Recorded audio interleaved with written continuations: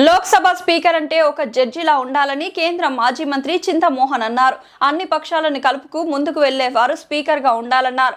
ఓం బిర్లాపై అవిశ్వాస తీర్మానం రావడం విచారకరమన్నారు. సుప్రీంకోర్టు ధర్మాసనం చేసిన వ్యాఖ్య ఆంధ్రప్రదేశ్ రాష్ట్ర దౌర్భాగ్యమన్నారు. నిన్న బెయిల్ కోసం వెళ్లిన రాజ్ కేసీ రెడ్డిని ఉద్దేశించి చేసిన వ్యాఖ్య రాష్ట్ర విభజన జరిగాక రాష్ట్ర స్థితిని సూచిస్తుందన్నారు.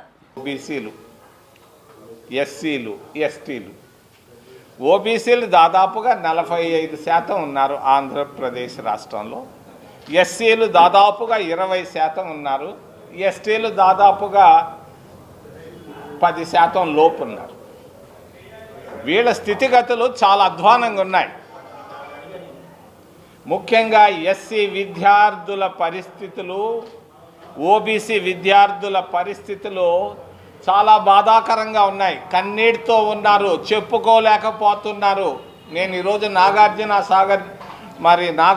యూనివర్సిటీకి వెళ్తే అక్కడ విద్యార్థుల పరిస్థితి అగమ్యగోచరంగా ఉంది. కన్నీటితో, ఆకలితో, ఆవేదనతో ఉన్నారు.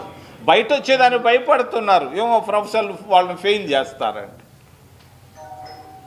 మరి నేను చెప్తున్నాను యూనివర్సిటీ అధ్యాపకులకి, జాగ్రత్తగా సున్నితంగా ఉంటే బాగుంటుంది. అంతేగాని విద్యార్థులను ఇబ్బంది పెట్టడం అనేది తప్పు అని తెలియజేస్తున్నాను. ముఖ్యంగా నేను చదువుకునే రోజుల్లో 19 ఏళ్ల వయసులో ఇందిరాగాంధీ దగ్గరికి వెళ్ళాను. క్యూలో నిలబడ్డాను. ఆ రోజు ఎస్సీలకు వచ్చే స్కాలర్షిప్ 75 రూపాయలు. నేను చెప్పేది 50 సంవత్సరాల క్రితం. దాదాపుగా 10 సార్లు ఇందిరాగాంధీని కలిశాను. నేను విద్యార్థిగా ఉన్నా, చంద్రబాబు కూడా తిరుపతిలో విద్యార్థిగా ఉన్న రోజుల్లో మేము సాధించుకొచ్చాం ఫుల్ మెస్ ఛార్జీలు అనేది నేను వెళ్ళి స్వయంగా నేను వెళ్ళాను. వెంగళరావు గారిని అడిగితే, వెంగళరావు నా పరిధిలో లేదు, కేంద్ర పరిధిలో ఉంది, మేడం దగ్గర బొమ్మంటే మేము 10 సార్లు కలిశాను నేను మేడం గారిని క్యూలో నిలబడి. సాధించుకొచ్చాం ఫుల్ మెస్ ఛార్జీలు.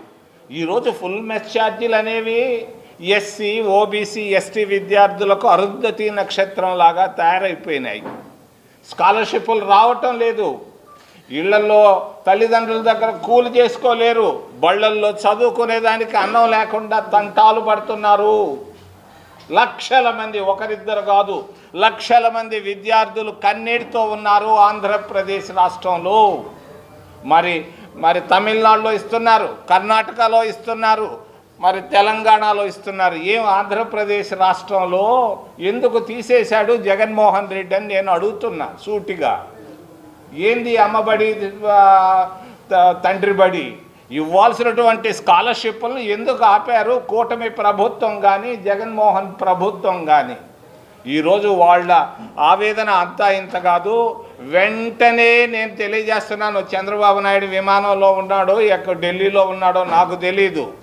రేపు రాబోయే బడ్జెట్లో ఖచ్చితంగా ఎస్సీ, ఎస్టీ, ఓబీసీ లక్షల మంది విద్యార్థులకు ఫుల్ మెస్ ఛార్జీలు, ఫుల్ ఫీజు రీయింబర్స్మెంట్లు ఇవ్వాలని బడ్జెట్లో ప్రవేశపెట్టాలని నేను రాష్ట్ర ప్రభుత్వాన్ని డిమాండ్ చేస్తున్నా.